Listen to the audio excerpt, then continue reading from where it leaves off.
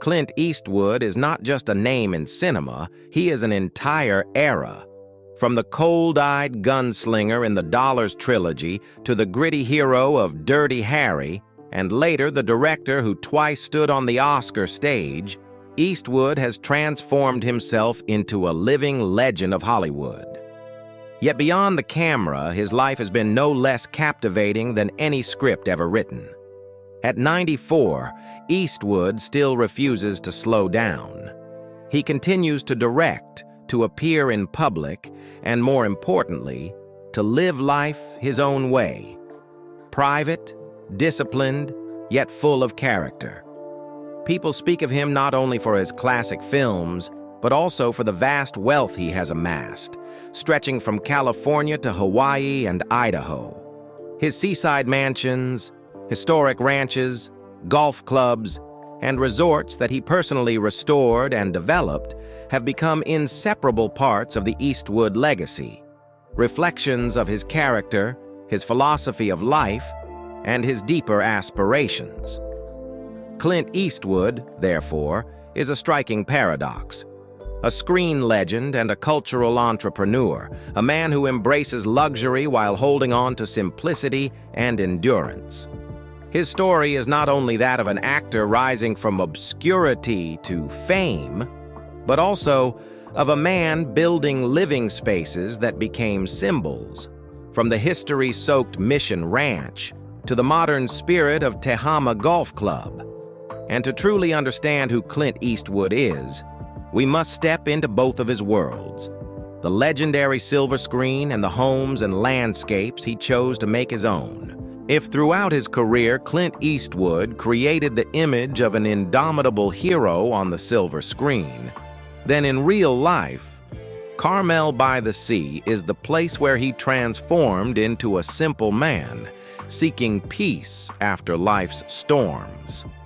Carmel was once just a small coastal town in Central California, known for its tranquil beauty, winding tree-shaded streets, and wooden houses built in old European style. When he was a young soldier stationed at Fort Ord in the early 1950s, Eastwood often visited Carmel, strolling along the sand, admiring the quaint cottages hidden behind groves of trees, and quietly promising himself, "One day, I will live here." That promise took him nearly half a century to fulfill. In 2010, Clint Eastwood purchased and built a compound of over 15,900 square feet in Carmel by the Sea, valued at an estimated $20 million. It was not a lavish Hollywood mansion meant to flaunt wealth, but a space designed to blend with the nature and history of the land. The house carried strong Spanish influences, with red-tiled roofs, thick pale walls, and hand-carved wooden frames. Inside, the difference was immediately clear. No gilded halls or extravagant ballrooms, but open, airy spaces filled with natural light, where the sea and sky seemed to pour in through every window. Across the grounds, gravel paths led to gardens where lavender bloomed purple each summer, and the sound of waves echoed like the home's own heartbeat. In Carmel, Clint was no longer the movie star, but an ordinary man with simple habits, waking early to pour a cup of black coffee, opening the window to gaze at the Pacific. In the evening, walking down to the shore where the waves crashed against the rocks, reflecting in solitude, or playing a few rounds of golf with close friends. What made the Carmel compound special was not only its material value, but its spiritual connection to Eastwood's life. After a childhood marked by constant moves and instability, this place was proof that he had finally found a true home. Here, he didn't need to be Dirty Harry or the Oscar-winning director. He was simply Clint, a father, an aging man who still exercised regularly, ate with discipline, and above all, cherished the rare moments of peace life had granted him. Many call the Carmel compound a fortress of silence, but to Eastwood, it is more like a statement.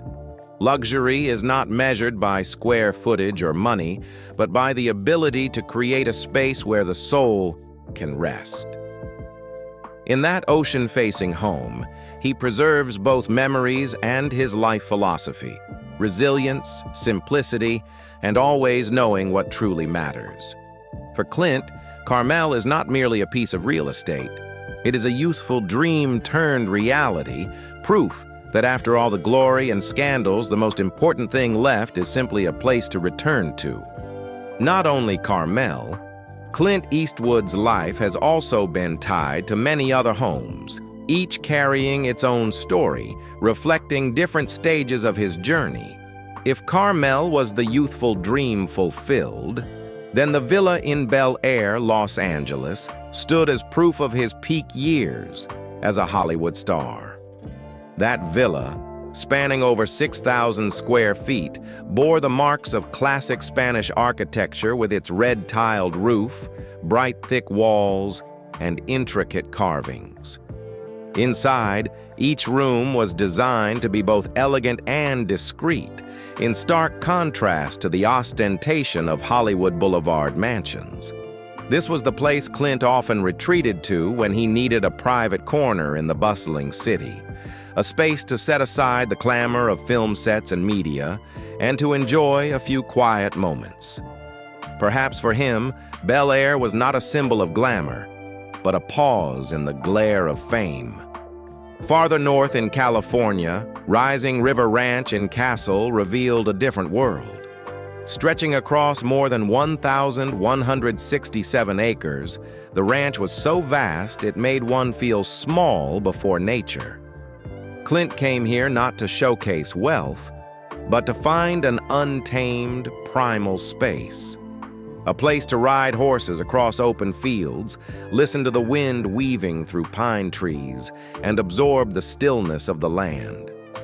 For a man who spent his life in the spotlight, Rising River Ranch was where he could return to his most basic instincts, becoming one with nature. Stories are told of mornings when he would take a horse out alone, dew still clinging to the grass. And in that moment, Eastwood was no longer a director or movie star. He was a true cowboy, just like the image he had carved into film. Beyond California, Clint also found another refuge in Sun Valley, Idaho. The 6,000-square-foot villa, built in a modern craftsman style, stood out against the backdrop of majestic mountains. Every detail was designed to expand the space and connect people with nature. A wide living room with large windows looking out to the ranges, a dining room flowing into the kitchen and outdoor patio, and 5 bedrooms crafted in a minimalist yet luxurious style. Within the grounds lay a man-made pond and a party barn, a wooden lodge where Eastwood often gathered close friends. Sun Valley gave him a different kind of peace than Carmel, not the sound of waves, but the silence of the mountains, the vastness that reminded one of their own smallness before nature. And like another note in the symphony of his properties, Clint Eastwood also owned a beachfront home in Hawaii on a lot of more than 1 acre. The villa once appeared in the 2012 reality show, Mrs. Eastwood and Company, revealing another side of him. Not the cowboy of the Wild West, but a man at ease in a tropical paradise. This home gave him the sense of living in the middle of the ocean, where every morning brought the scent of salt, the rhythm of crashing waves, and the golden light of Hawaii's sun. For Eastwood, it was not just a vacation retreat, but a place to connect with family, to escape the noise of the mainland, and to embrace rare moments of serenity. Looking at this collection of properties, from Bel Air to Rising River Ranch, from Sun Valley to Hawaii, it becomes clear that Clint Eastwood never chose houses as mere displays of wealth. He chose them as slices of life, each holding part of his soul, his memories, and his philosophy. They embody the balance between the spotlight and quietude, between Hollywood fame and pure nature. For Eastwood, every home was not just a residence, but a story. And when pieced together, they form the portrait of a man both complex and profoundly genuine. Among all the places tied to Clint Eastwood, Mission Ranch in Carmel by the Sea holds a meaning unlike any other. More than just property, more than a retreat, Mission Ranch is part of his heart, a symbol of his love for history and his desire to preserve what belongs to collective memory. In the early 1980s, when he learned that the 22-acre ranch, once a source of pride for Carmel, was about to be demolished to make way for a modern development, Eastwood did not hesitate. With $5 million, he bought the entire property, not to turn it into a private luxury estate for himself, but to save a fragment of the town's soul in the very place where he once served as mayor and which had long been his spiritual home. When he took over, Mission Ranch was on the verge of collapse. The old buildings were decaying, the electrical and plumbing systems failing, the lawns reduced to wasteland. Many at the time thought restoration was hopeless, but Clint Eastwood thought otherwise. He spent years and poured his passion into reviving every detail, from the brick chimneys restored by skilled craftsmen to the wooden frames carrying the marks of a bygone era. He wanted to preserve everything that still held the breath of the past, while breathing new life into it. Quite a few friends from the film industry, collaborators of his, also took part in the design and renovation, turning Mission Ranch into more than real estate. It became a collective work of art. Today, Mission Ranch is a unique resort with 31 elegant guest rooms, a renowned restaurant, and a natural setting few places can match. From the porch, one can watch sheep grazing leisurely under the sunset, with the Carmel River flowing into the Pacific Ocean in the distance. For visitors, it is an unforgettable experience. For Eastwood, it is proof that he kept his promise to himself, the promise to protect Carmel, to ensure the town would not lose its soul in the rush of modernization. Mission Ranch, therefore, is not simply a financially successful project. It is Eastwood's declaration that true value does not lie in glitter and grandeur, but in the endurance of memory and reverence for the past. The man who built a career portraying the stoic cowboy had now become a guardian, a preserver. And in doing so, he made Carmel not only a refuge for himself, but also a living legacy for future generations, a place where history and the love of a legend can still be felt. If Mission Ranch is where Clint Eastwood preserved memories and repaid his emotional debt to Carmel, then Tehàma Golf Club was the dream he had nurtured since childhood and brought to life only after becoming a legend. As a boy, Clint once worked as a caddy at a local golf course to earn extra money, standing for hours under the sun just to carry someone else's clubs. Yet it was those very days that planted in him a strange fascination with the sport, a game of patience, discipline, and inner silence.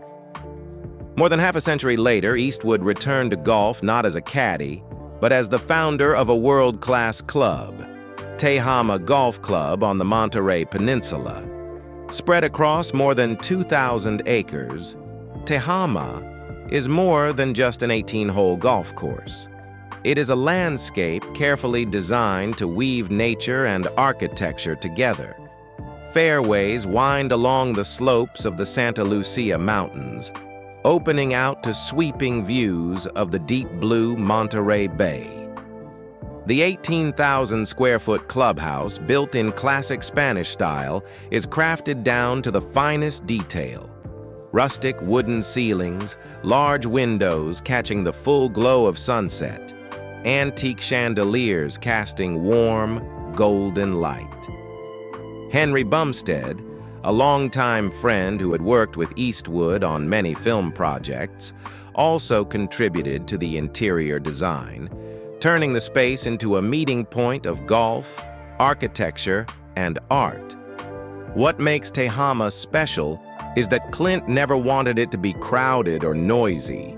He capped membership at 300 so that every member could experience intimacy and exclusivity. For him, this was not merely a place to play golf, but a small community where friends could share passion and philosophy, to enjoy in quietude, to live in harmony with nature, to value quality over quantity. And I feel sorry for the peacocks. Tehama thus became both luxurious and approachable, a place carrying Eastwood's personal imprint more strongly than any other property. Eastwood's vision did not stop with Tehama. He extended his influence in Carmel through spaces tied to Mission Ranch. The Mission Ranch restaurant, overlooking meadows and the distant sea, has become a familiar destination not only for visitors, but also for locals. The menu is simple, but what brings people back is the warmth of the atmosphere and the sense of living within a story written by Eastwood himself. Alongside it, the tennis club stands as another space where he encouraged activity, sport, and balance for the entire community. In every project, from Mission Ranch to Tehama, one can see a different Clint Eastwood, no longer the cold action star, nor the stern director on set, but a man who knows how to build, preserve, and give back. For him, real estate was never just an investment or a fortune. It was about creating living works with a soul, places embodying his philosophy, to connect people with nature, with history, and with one another. Alongside his passion for real estate and golf, Clint Eastwood has another quiet yet refined hobby: cars. Unlike many Hollywood stars who buy flashy sports cars to show off, Eastwood gravitates toward classic vehicles, sometimes modest, sometimes rare, but all carrying a story of their own. One can picture Clint off-screen, not in a cowboy outfit or a director's suit, but as a man carefully polishing every detail of his Jaguar XK150, as if tending to a lifelong friend. In his collection, the 1932 Ford Roadster stands as proof of his respect for history, a model many car enthusiasts consider an icon of American culture in the post-Depression era. The 1955 Austin Healey 100M reflects a more adventurous, free-spirited side, like a blues melody during the golden age of Western highways. But perhaps dearest to Eastwood is the Jaguar XK150, which appeared in his directorial debut, Play Misty, for Me. Including the car in the film was not just a matter of using a prop, it was Eastwood's way of weaving a piece of his personal life into his art. There are also models that evoke entire eras: the stately Lincoln K-Series, with its imposing lines symbolizing power and prestige, or the Morris Mini Cooper S Traveler, small yet playful, standing in stark contrast to his rugged on-screen persona. Interestingly, the collection doesn't follow any pattern of luxury. It feels more like an anthology of memories, each car representing a moment, a mood, a stage of his life. Clint Eastwood has never boasted about his cars. He drives them naturally, sometimes cruising along Carmel's coastline in the early morning, sometimes showing up unexpectedly at a local event in an old roadster no one imagined he still owned. Yeah, pecans. For Eastwood, cars are not just vehicles. They are extensions of his philosophy of life: simplicity, endurance, and an inseparable bond with memory. Each car, much like every film he has made, carries a story, one that only he can tell when sitting behind the wheel. If cars are the hobby tied to memories, then helicopters are the clearest symbol of Clint Eastwood's spirit of freedom and independent nature. Few people know that he is a licensed pilot, and he often takes to the skies himself. While most Hollywood stars prefer chauffeurs or limousines, Eastwood chooses to sit in the cockpit, hands on the controls, lifting himself above the crowded roads below. The helicopter he has been most closely associated with for many years is the Aerospatiale A-Star, valued at around $2.4 million. For him, it is not merely a luxury vehicle, but part of the disciplined and discreet lifestyle he has long pursued. To Eastwood, the helicopter is a way to shorten distances, to escape the press, to fly directly from Carmel to a film set or an event without the noisy entourage. People have spotted him landing on mountain golf courses or remote fields, stepping out calmly as if it were nothing more than a routine commute. Perhaps deep down, Clint Eastwood still carries the image of the soldier he once was, the man who nearly lost his life in a plane crash while serving in the military. That terrifying experience did not instill fear of the skies. On the contrary, it fueled his determination to master them. When piloting a helicopter, he not only enjoys privacy, but also seems to be in dialogue with his past, proving that he can take control of his own destiny. For Eastwood, every flight in the A-Star is not merely a journey from point A to point B. It is a time to be alone between earth and sky, to look down on the world in silence, to experience a stillness that even his seaside homes or sprawling ranches cannot fully provide. In the cockpit, surrounded by the vast sky, he is no longer the famed director or Hollywood legend. He is simply a man searching for freedom, preserving his own rhythm in a life that has never been easy.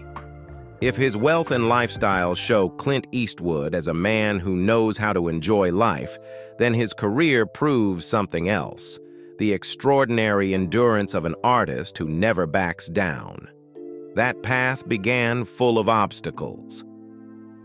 After leaving the military in 1953, Eastwood had no artistic background or formal acting training. He worked a variety of odd jobs: lumberjack in Oregon, lifeguard on the beach, even playing ragtime piano in small Oakland bars. Many friends at the time said Clint never thought he would be famous.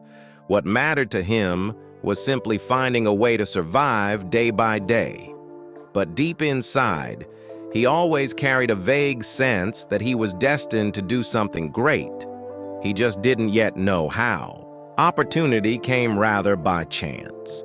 At a party in Malibu, Eastwood was introduced to director Howard Hawks. Although inexperienced, he left an impression with his striking height, rugged face, and stoic demeanor.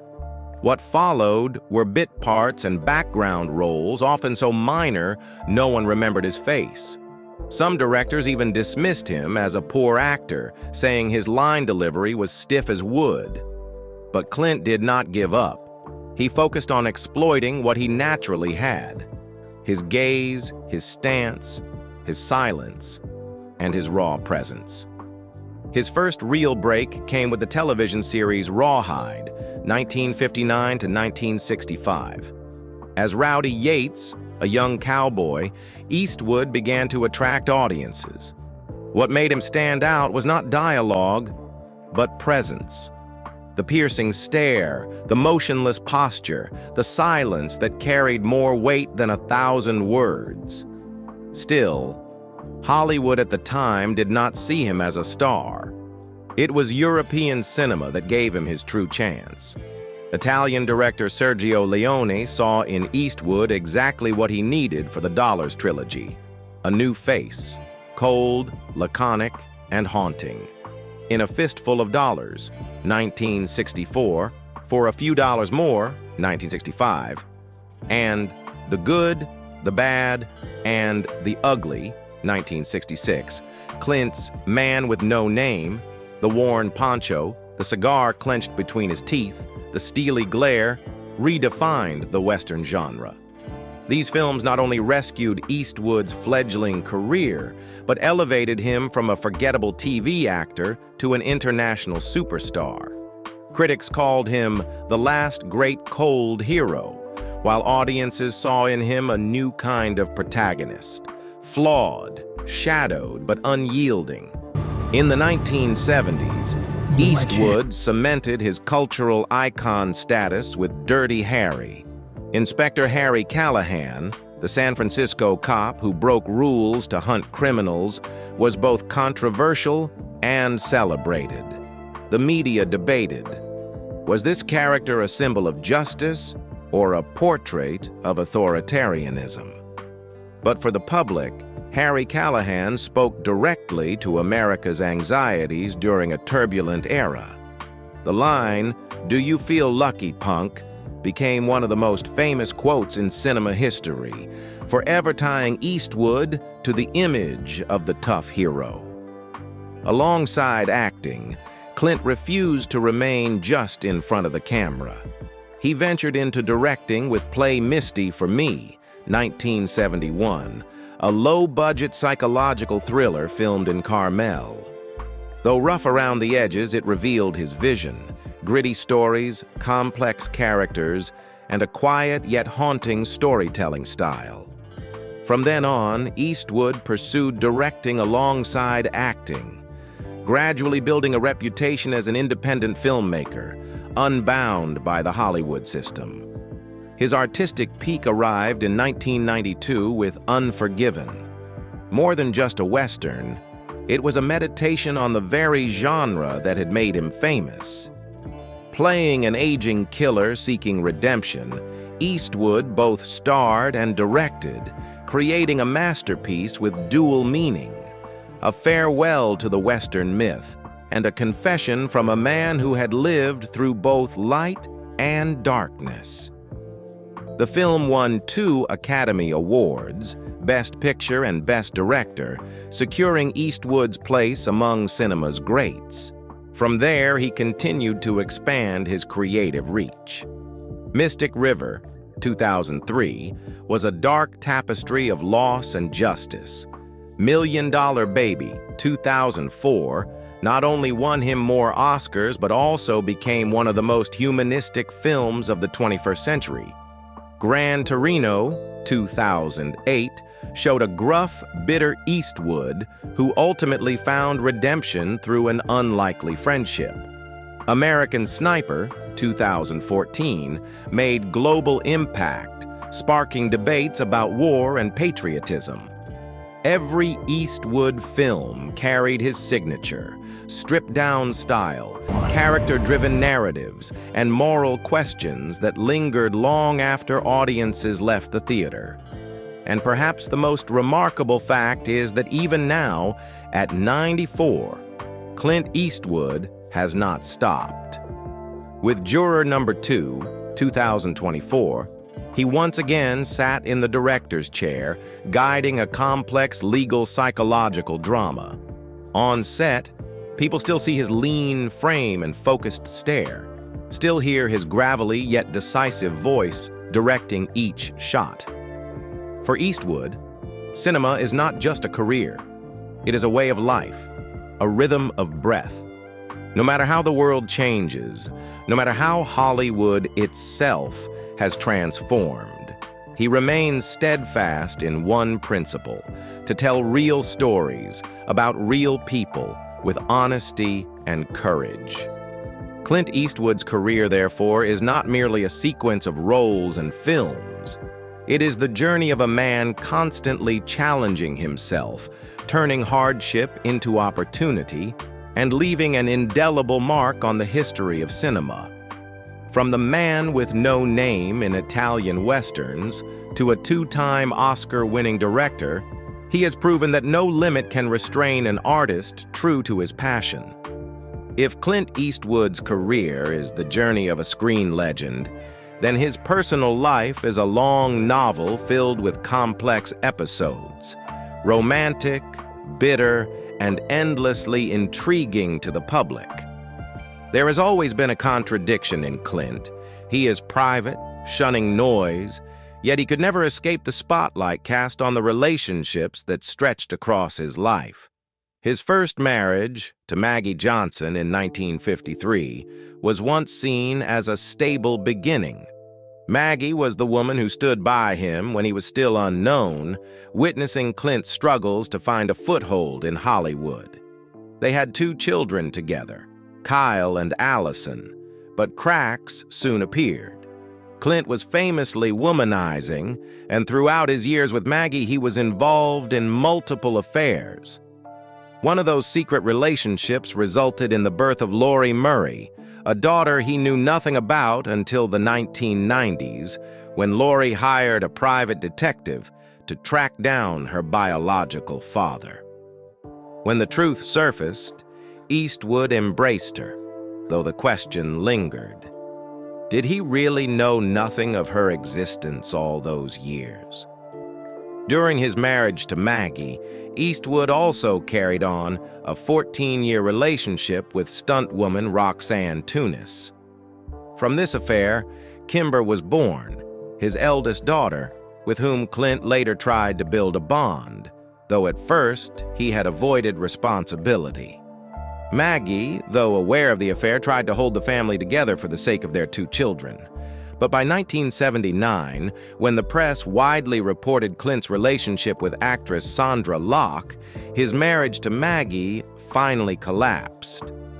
The romance with Sondra Locke became one of the most scandalous chapters of Eastwood's personal life. They met on the set of The Outlaw Josie Wales, 1976, and quickly plunged into a passionate relationship. Though Locke was still in a nominal marriage with a close friend, she moved in with Clint. But the relationship was far from romantic beneath the surface. Locke later accused Clint of controlling her, forcing her into multiple abortions, and even having her undergo a tubal ligation against her will. When love turned to imprisonment, they parted in bitterness, leading to a series of very public lawsuits. For the public, this was a major crack in Eastwood's tough man image, exposing painful contradictions in his private life. Even while with Locke, Clint carried on a secret relationship with flight attendant Jocelyn Reeves. From this came 2 children, Scott and Catherine, though their father's identity remained hidden for years. Only later, when grown, did Scott, now a successful actor, speak openly about his father, acknowledging him as both a great inspiration in discipline and passion, and also as a source of absence during a childhood marked by his frequent non-appearance. After Reeves, Clint entered a relationship with actress Frances Fisher. This was a calmer period, resulting in the birth of daughter Francesca. But like many of his relationships, it too was short-lived. In the early 1990s, Clint met and married Dina Ruiz, a television news anchor decades his junior.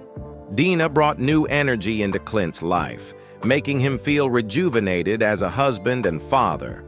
They had a daughter, Morgan, and for many years, this marriage was seen as a rare, stable chapter in Eastwood's life. Yet when Dina decided to participate in the reality show Mrs. Eastwood and Company, Clint felt his privacy was being invaded. Lifestyle differences widened into distance, and ultimately they divorced in 2013.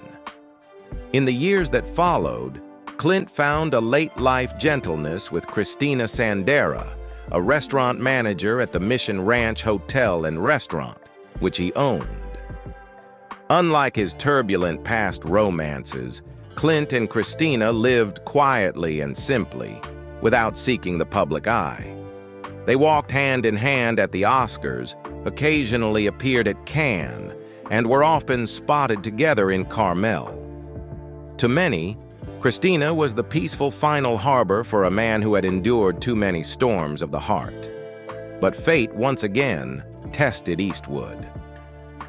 In July 2024, Christina Sandera died at the age of 61, from a heart attack. At 94, Clint Eastwood faced the profound loss of the companion who had been by his side for a decade. In a rare statement, he called her a wonderful, loving woman and admitted he would always miss her. Christina's death left a void in his twilight years, making the image of the once unshakable man suddenly appear more fragile than ever. Looking back, Clint Eastwood has 8 children with 6 different women, an extended family full of complicated ties. Yet despite the turbulence, he has tried to maintain relationships with his children.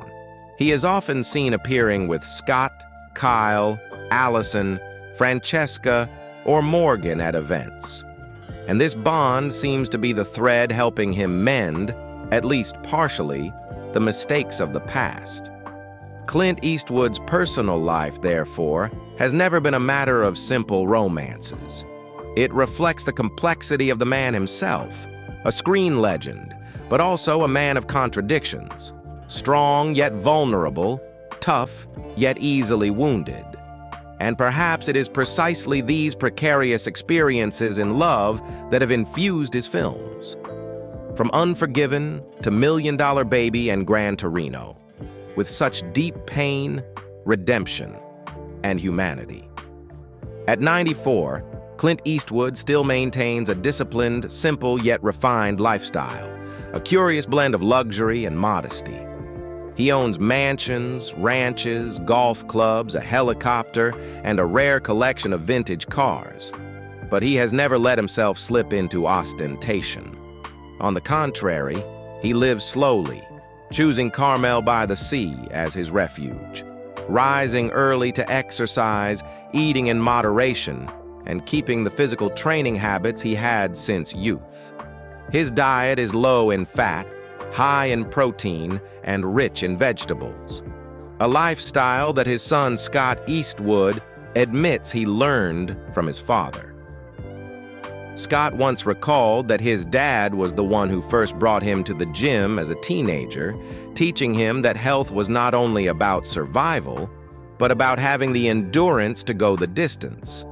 In life, Clint always seeks balance. He might drive his vintage Jaguar along Carmel's coastline, but he is just as ready to sit quietly for hours on the porch of Mission Ranch watching the sunset. He might use his private helicopter to avoid the press, yet in Carmel, he chooses to appear as an ordinary citizen, sipping coffee at a local cafe, chatting with neighbors. This lifestyle reflects the philosophy that runs through both his career and his private life. Glory is fleeting, but endurance and balance are the true destination. After the loss of Christina Sandera in 2024, Clint's life grew quieter. Those who saw him in Carmel said he seemed more contemplative, though his eyes still carried determination. Even with such a profound loss, Clint did not allow himself to collapse. He kept his familiar rhythm, visiting Tehàma Golf Course, occasionally appearing at community events, and most importantly, remaining behind the camera. In 2024, he released Juror Number 2, a legal psychological drama directed by himself. On set in Georgia, though his frame was lean and his voice hoarse, his instructions were still clear and sharp. Colleagues said he didn't need many words. A glance or a nod was enough for the entire crew to know what to do. At nearly 100 years old, Eastwood still held on to what he had pursued all his life: control and creative spirit. Beyond cinema, he has also been honored at cultural events, notably the Monterey Jazz Festival, where he received an award bearing his own name, the Clint Eastwood Cultural Leadership Award, recognizing his contributions not only to film, but also to music. For Clint, jazz was never a passing interest. It was a passion from the days he played piano until his hands bled. And at 94, with his son Kyle Eastwood now an acclaimed jazz musician, He takes pride in seeing that passion flow through the family bloodline. Today, Clint Eastwood chooses to appear less often. At one point, he was absent from the public eye for over 450 days, raising concern about his health. But then he suddenly appeared at an event with conservationist Jane Goodall in Carmel, smiling warmly, with long silver hair and a rugged beard, putting everyone at ease. He was still lucid, still composed, and above all, still radiating that unmistakable aura, an aura untouched by age. Clint Eastwood's life today is thus a blend of stillness and creativity. He no longer has anything to prove, but he continues making films as a way of conversing with the world. He has lost a life partner, yet he finds solace in family, in his children, and in the quiet rhythm of Carmel. He still drives, still plays golf, still appears in the places he loves, and still leaves his mark with every choice he makes.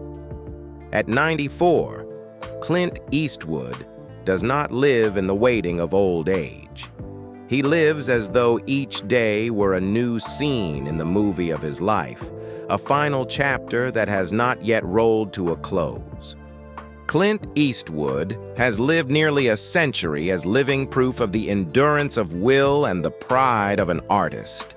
From a rebellious boy, repeatedly expelled from school, to the stoic man before the camera, and finally a director twice crowned with Oscars, he has never taken the easy road. Behind the spotlight lay countless complicated romances, breakups, private losses, and lavish properties that serve both as sanctuaries and as imprints of a life full of contradictions. In Carmel by the sea, on sprawling ranches, or aboard his private helicopter, he never sought display, but balance, a moment of stillness to breathe after so much upheaval. Now, at 94, Clint Eastwood has not stopped. He still directs, still appears, still walks calmly through a world that has changed so much. His career is an unending symphony, his personal life a series of stormy chapters, and his lifestyle a blend of elegance and simplicity. Together they form a Clint Eastwood like no other, a man complex yet genuine, a legend whose light comes not only from the screen, but from the way he has lived, loved, lost, and risen again. That journey does not close with a declaration, but with presence. A man who has walked nearly a century still stands tall, still leaving behind an echo the world cannot forget. And you, when you think of Clint Eastwood, what comes to mind most? A role, a film, or the image of a resilient man in real life?